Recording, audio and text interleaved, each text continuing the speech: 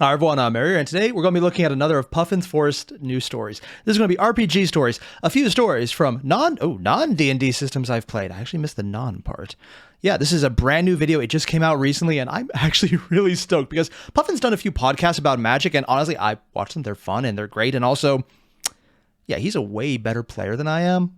So I'm taking notes. I'm legitimately taking notes. I'm just probably should have mentioned that in case anyone in my play group finds out. I don't know exactly what I'm planning on doing to them.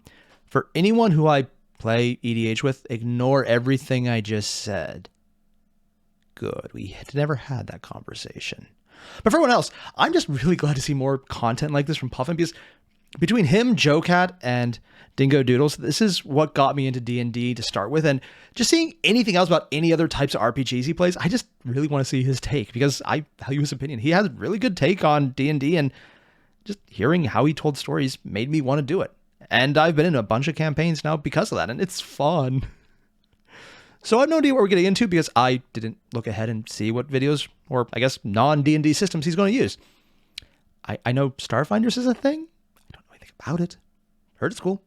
So we're going to jump right in. You guys know the deal. Link below. It's Puffin Forest video. Hit him up. You know he's awesome. If you haven't, like, if you literally didn't know that, definitely hit him up. He's awesome. But if you did, also hit him up because you know he's awesome. Glad we had this talk. Unlike the one we didn't have earlier, which we won't talk of. So yeah, you guys know the deal. Links below. Hit him up. And we're done. Don't forget to leave a like, comment, subscribe. Let's get started. Most of the times when I go to a game stores, I kind of walk up and down the old RPG aisles. Yep, pick every up time. a dusty game and You go, gotta do hey, it. that kind of looks neat. Yep. And put it back on the shelf And never buy it. leave. But on occasion, a few of them walk out of the store with me. While I like reading through them, I really do.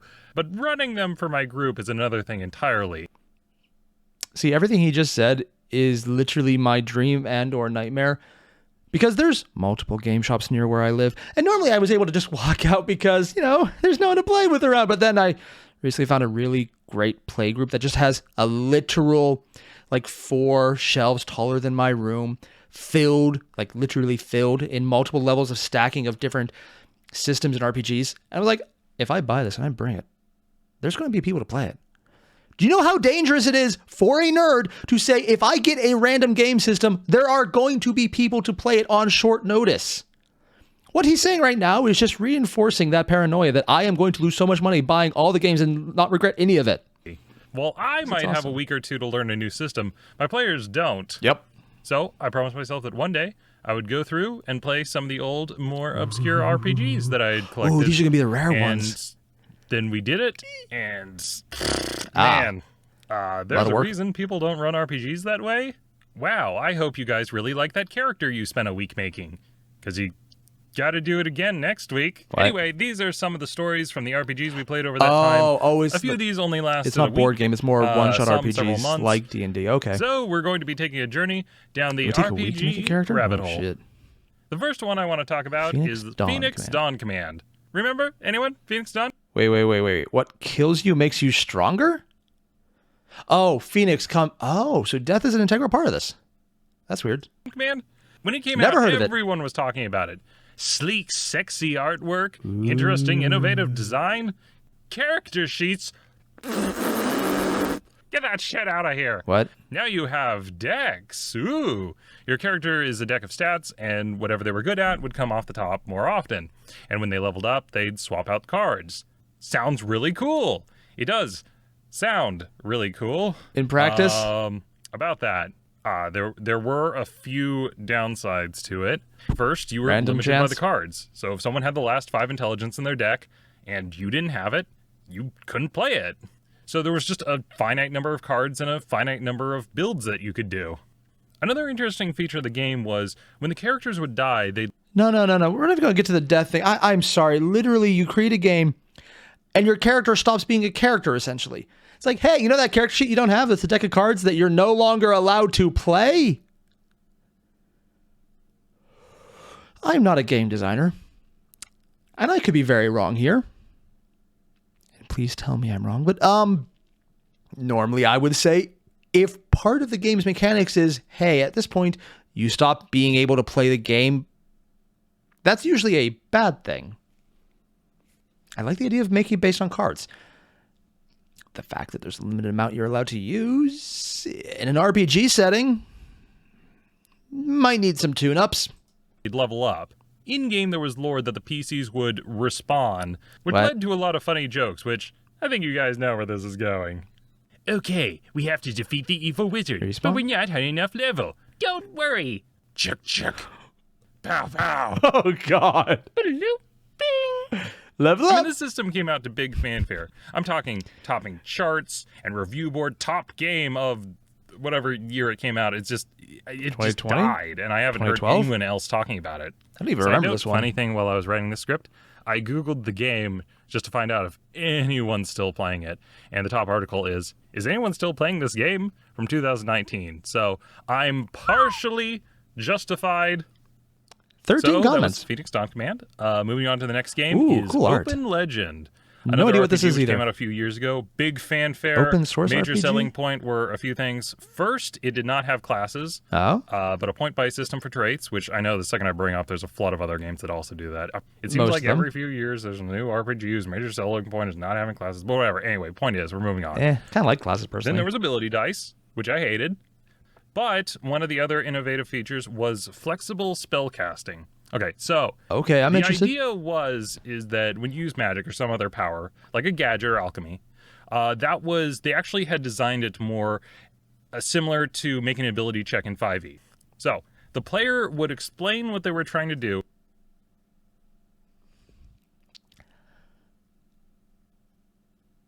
Really? Sorry, So magic becomes an ability check, similar to D&D. You know, the part everyone ignores. It's like saying, yeah, I have proficiency in insert skill here you're not going to use unless you have a highly detailed campaign and our GM or DM that's explicitly going to use those aspects because he knows you can. I'm not saying that most of the time proficiencies seem to be underpowered and useless because most people don't play games that use them unless you go out of your way to find a way to make it work. But unless you go out of your way to make it work, it doesn't seem... And then basically... I have a feeling this isn't going to go well. And the DM would. Oh, that's his adjudicate. hand. For example, That's his if the hand. target was I didn't really think there was far anything away, else. That increased the difficulty. If they were close by, it made it easier. If you picked multiple targets, that was hard. If you picked one target, that was easy. So So you about slap a that guy in the game, face is easy? The players really liked their characters Oh, no.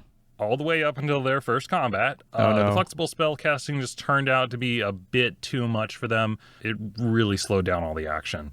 They also weren't a fan of the lack of resource system. Oh. Just to explain, the game didn't have anything like PowerPoints or spell slots. Instead, when they would fail a check trying to use their powers, you're supposed to have some other consequence for the roll. They didn't like it, but, you know. Still think the art is really cool, but, okay, so you basically get a scale of difficulty, starting with you slap them in the face, going up to fireball. But if you fireball and you don't succeed because it's really hard, you don't do anything. Yeah. If it wasn't a limited resource and just made it harder to do things later, maybe. But the fact that it sounds like it stops you from doing anything immediately, oh, that's an issue. Still gotta say, like, I keep saying it, but god damn, that art is nice. You know, honestly, as I'm writing this, I kind of want to take another crack at it because it does sound kind Maybe if you of knew what you were getting into interesting. to start with and can plan Also, around another it. really neat fact is Like that the game melee is magic? up online for free. Oh. I love that. If you want to. Oh, so open source wasn't just a, hey, here's some keywords that look cool. It's actually free. You know what? I suddenly have a much higher opinion of this game.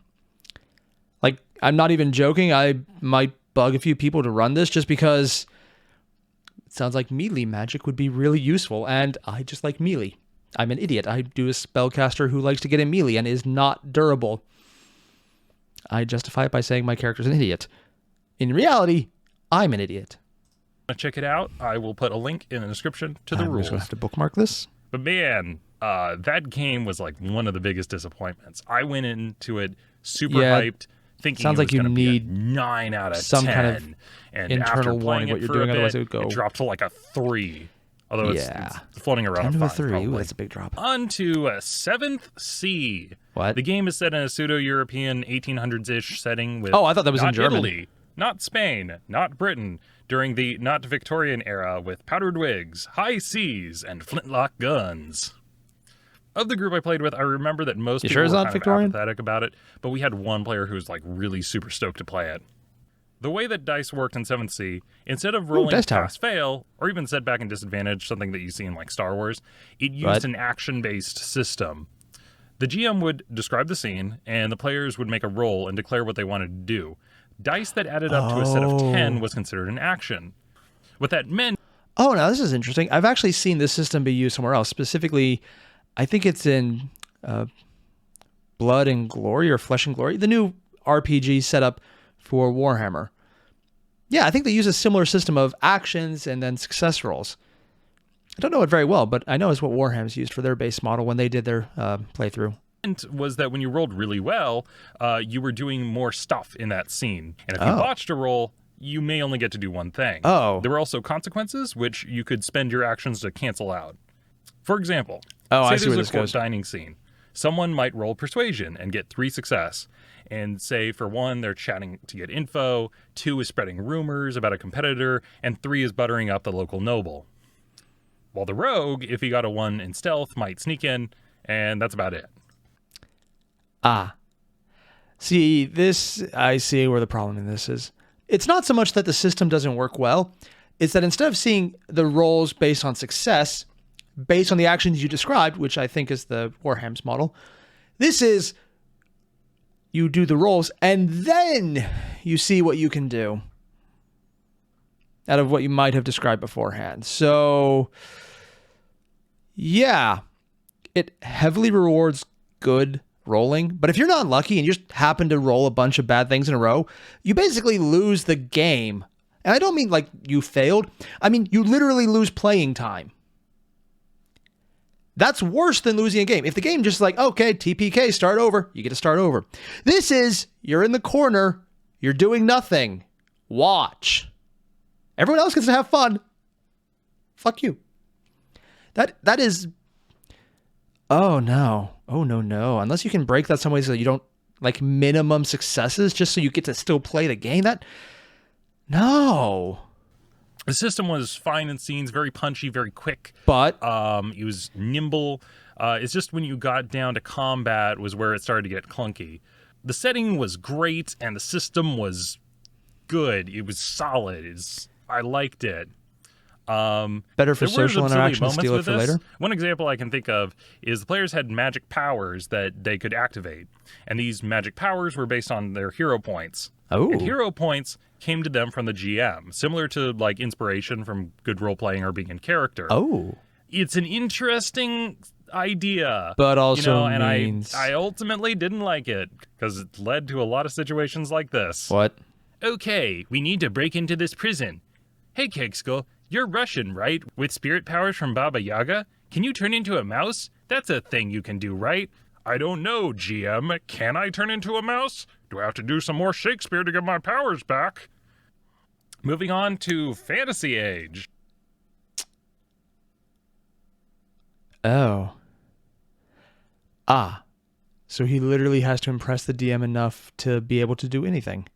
I thought the issue would be that it would just cut down on being able to do anything, but I guess in a social environment, it did speed things along. That's cool. But the magic aspect. Unless your DM is generous, you basically have no magic. No matter how much you have to find out by trying to bribe them and then seeing if they accept it. Ugh. That almost seems like you just need to homebrew that yourself. Also, another game I have never seen anything about, but again, the art is really damn cool. What is it with all these games I've never heard of having great art? I want them all. I don't even want to play, I just want them. Generic setting, not specific. Not Dragon Age? A core Oh. mechanic of the system was stunt points. Basically, What? you roll 3 dice. One of them is a stunt die.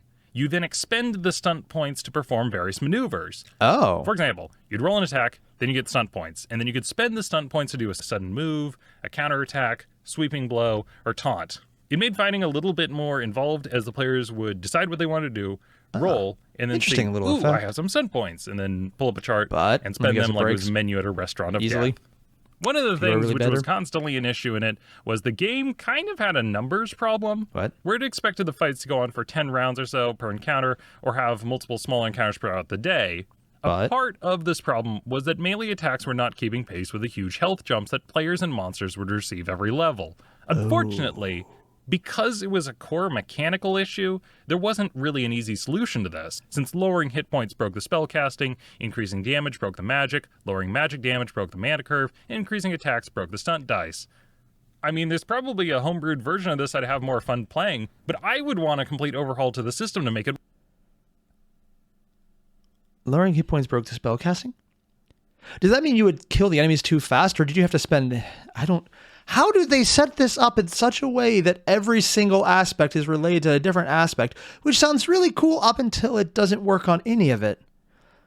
Like this right now, in the comments, if anyone knows exactly what he's simplifying right here, how did this break? I probably won't play this game. I like the idea of having feats, and that's just like, a reactionary feat. It's kind of like everyone plays a character with the fighter, I guess, battle master. Or, fire battle master effects of, you get these superiority dice. Everyone gets it. It's basically that. Oh, that's probably where D&D got that idea from.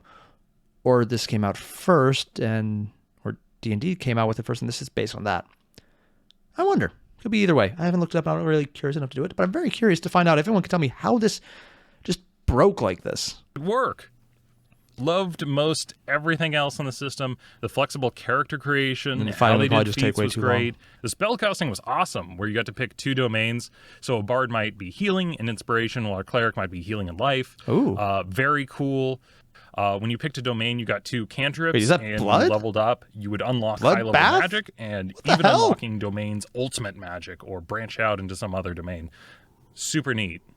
Then we have Icons, What is the with everyone having superhero huge RPG. chins? I'd actually run this a few times. I absolutely loved it, but Is he in a kilt? I have a hard time recommending it because the GM really needs to adjudicate everything type of system. The character sheet is super simple. You either roll or you just spend point buy into the stats. Everything is on a 1 to 10 scale. Oh, 1 is pretty bad, simple. 3 is normal, 7 is superhuman, and 10 is godlike. You put ranks into the skills and powers you want. There's no feats. There's no equipment. Nothing else. That's it. What I liked was that they gave players some good references for their powers. 3 strength, you can lift a person. 6 strength, you can lift a car. 8 is a building. Okay, something I gotta complain about is that a lot of superheroes try to tie it to real numbers, saying things like, you can travel 15 meters a minute. Is that fast? How fast? It's a little bit easier with the system because they would say, you are as fast as a plane or can lift a motorcycle.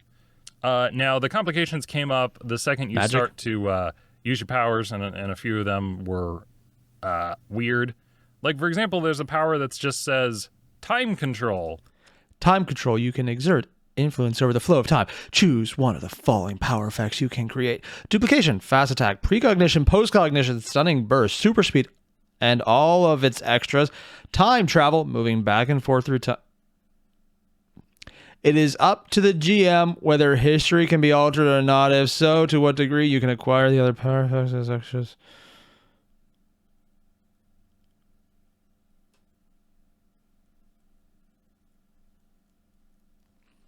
So, I don't... Oh, boy. The few first ones, okay. Super speed, that's pretty strong. Time travel, just flat out time travel. Forward or back in time. And the GM can decide, hey, I just changed a bunch of things. It's like, okay, that's just... This seems like a very interpretation-heavy system.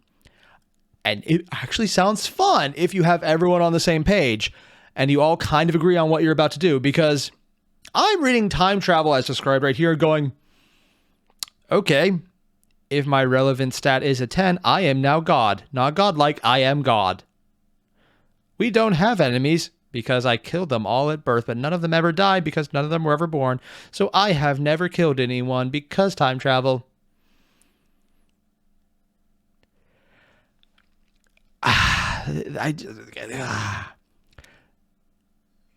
The The entire system seems like it's based on interpretation of described similarities, which work in physically understood and common enough events, like moving as fast as a plane. Where it doesn't work is theoretical things that don't actually exist in reality, and you have to just use your imagination, and everyone's imaginations are different, and you can think of a lot of different things to do with this, because, dear God, freaking time travel, man. So if you think one thing and the DM disagrees, the DM's right, and then you're just disappointed. And the description is, you can control time. Yep. What does that mean? I don't know. So if Unless someone the has GM 5 ranks for lets time you. control, and they roll, and they get a 7 time control, you did it. Success. Did you need a 2, did a the 7, time a 10? control. What? Yay. Good for you. There was a funny bit while we were playing. We had a player, Asher. He had put 1 rank into invisibility, which meant that he was bad at being invisible. It was kind of more like camouflage, but his stealth was through the roof. A 7. Very good. His character was also cowardly, so he constantly hid from everyone. What this meant was that while he I'm just going to point out, I thought that was another head of hair over here, and, well, we're just going to drop what I thought this in was. town, he was just constantly being invisible and hiding. Yep. But he's in the middle of a crowded town, so of course they're going to Step on catch him? like a glimpse of him on occasion. And that ended up making him more suspicious, because why is there this creature sneaking around, trying to remain hidden? He must be up to no good. This eventually led to the rumors floating around about him. When he would go back to places he had visited, he heard rumors about the Phantom Toad. A big, bug-eyed creature people would see in the window, or down a deserted alley, literally and then nightmare look fuel. back, and he was gone. As he traveled, the story followed him, and the legend grew. The PC took umbrage with the rumors of the Phantom Toad, because Asher was actually a frog. The last one I want to talk about is A Song of Ice and Fire. The house generation is actually There's quite a roleplay for cool. this? It lets you kind of weave a history into Westeros. It was a lot of fun, spending a lengthy session 0, rolling for different events and building our own kingdom. What we knew was that our family... Oh. Now, what he just mentioned there, rolling for past events. So, character creation in most games that I've seen is usually character-based, like what you can do, what you're good at, what you have abilities for. This actually sounds interesting, that character creation itself might actually be a significant part of the game, not just as a preparation. There's the word. Gotta love being able to speak and being an English major and never having any trouble with words again. That's just gotta love that part. I love how this just sounds such like a cool, interesting system. What I want to do every time? No. But just rolling your stats of past events and then tying them in, that's really neat. I would love to see how that worked out. Also, I could see that really screwing someone over, like, you rolled horribly, you're poor and you got nothing, which is basically like normal D&D, but also probably a lot worse in this setting. family was very old. We'd gotten most of our wealth from a silver mine that was slowly drying up, and the family was desperately panicking and trying to find another source of income before it was too late. Not making a A joke thin about stream lines. ran through our land. Not enough for trade, but enough to feed the forest, a herd of deer, a pond, and the farmers who used it. Our family's motto was, "We carry on," with a diamond shard over the land, signifying wealth and prosperity, which was now... I'm guessing the main character was the wayward son. I guess there'll be peace when he's not there anymore. I'm not going to cry no more about this one. Now an ironic logo considering resist. how destitute we were. This was at a period in time when the Lannisters were calling in family members to repay debt, so we had to send one of our cousins as collateral, and they were holding they're them dead. basically hostage until we could repay our loan. There was one character who I wanted to make that never actually saw the light of day. Oh. Very disappointed. I wanted to make a horse master. The idea What? for this guy is that the rest of the family is talking about politics and stuff, and my character comes in and informs them, "Hello, I am what you would call the horse master. Really, I'm just a horse enthusiast. I am here on behalf of the people to demand that you fix an insidious problem which is plaguing our great hamlet. I am, of course, talking to you about horse rights.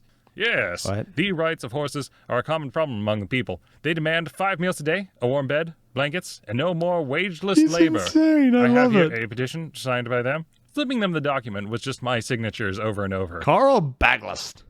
I'm not sure why we'd invite your character into our conversations. Like, I am the Lord. He's the maester. She's my head knight. Why would I invite you? Horseman. Say there's a battle. What could you offer? Horses. Well, there's going to be horses in this battle, right? Someone needs to speak up for them. Do you have a horse fetish? I was going to say exactly what you just... God damn it, Puffin, you beat me to it. Do you have a horse fetish? Speak up for them. Do you have a horse fetish? Apparently, yes. Nay, good sir.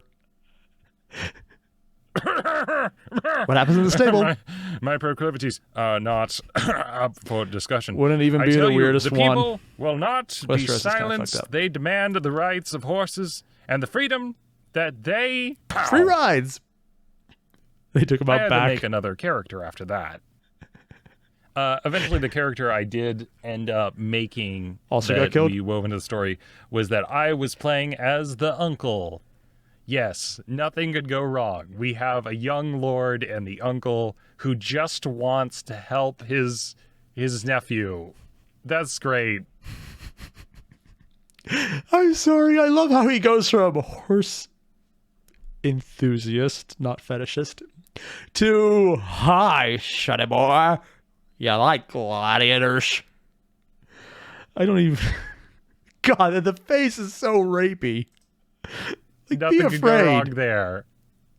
And they Is even he rolled part randomly Bolton? for my flaw, and I believe it was power.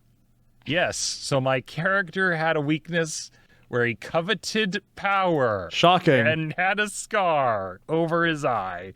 For no Did he have a reason. bunch of hyenas? Hey there, littlest nephew. I'm gonna help you out. It's okay that I'm not king. That's fine. But you're king. That's oh my okay. God. Anyway, those are the RPGs that I played. They were fun and interesting, and I liked most of them.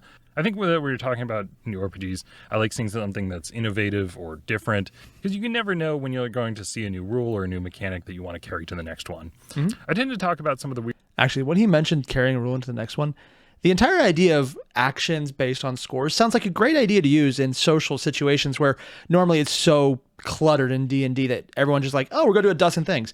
It might speed things up if you roll to see how much you're actually able to do.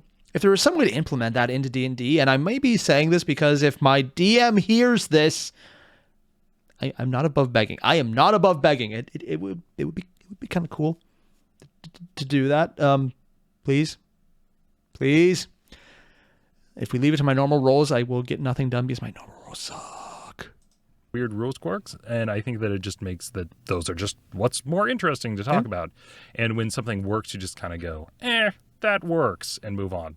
So I think that it might make me seem like I didn't like these systems as much as I Honestly, did. kind of seem to like most of them. I kind of also would like to Especially the rank last one. them a little bit to dislike, but I found that was hard to do because it's such an apples to oranges kind of systems. But if I were to rank them by likelihood of replaying them, it'd be definitely like Icons and 7C are up there. Phoenix Dawn Command is like very far at the bottom. Fantasy Age and Open Legend are kind of in the middle. I know I said I wanted to revisit Open Legend, but I think that my players would actually hate it. But it depends on the group. if you right? warn them in Like, advance I know what to get I might into. think some of this stuff is cool, but at the end of the day, I'm not the one playing their characters. They are. So Oh, they yeah, better forever like DM. them. Anyway, goodbye. Thanks for watching. Hope you guys found something interesting, and I'll see you on the next video. Goodbye! I miss this ending. And that was the video. And out of all those systems, the Icons one seemed, it could be interesting, but also you need a specific type of play group for that. You need a play group that is very good with words, interpreting words, and using their words to describe what you're going to do. Basically, if you have a play group that runs in, they roll the dice, they say, I attack, and they do nothing else, this would be a horrible thing to do. You need that overly into the RPG aspect, overly into the role-playing, overly into the descriptive barding of everything. I know what I said. That's the kind of group that seems like it would do really well with that. And if I can get into that, would I play well? God, no. On the top of my head, I never make up good metaphors unless it's for something really, really horrible that in hindsight I shouldn't say unless I think about it too hard, so I don't think about it at all. But other than that, no. But it'd be really fun to listen to that. Like, this is the type of game system that I would love to see on YouTube and just listen to people go crazy with the bullshit they try and convince each other of. Would it work? I don't know, but it would be fun. That said, for more mechanical based, just because Puffin made it seem over the top stupid, the Game of Thrones one actually seemed really cool. Because, like, you get a problem and a flaw, and you get to roll for your history. And you're not really playing the game, you're playing a scenario. And he just got to be the evil uncle who wanted power with a scar. I guess he had to be prepared. Oh my god, so many puns in that. It's a good thing I didn't say anything that was copyrighted in this episode, and I might have to cut out a part. I just realized that shit. Whatever. All the same, if you guys haven't already, link below, original video. This was really cool, and I'm definitely going to go look up that open source one because it's free. Yes. I just, that right there. Yes. I love free games because free. And also because I spend so much money on gacha games and other types of RPGs that I really shouldn't. It would be nice to have one that I'm not going to feel nearly as much regret about. That actually would be a nice change of pace for once. More than I really should admit to, in places where my wife can find out. Yeah, I really need to edit this video. All the same, you guys know the deal. Link below, original video. Hit it up. And when you're done, don't forget to leave a like, comment, and subscribe. I'll see you guys in the next one. And if anyone knows whenever the next video from Puffin comes out, please let me know. People told me about this one. It's how I found out, and thank God they did, because I really love this. But yeah, I'll see you guys in the next one. Adios.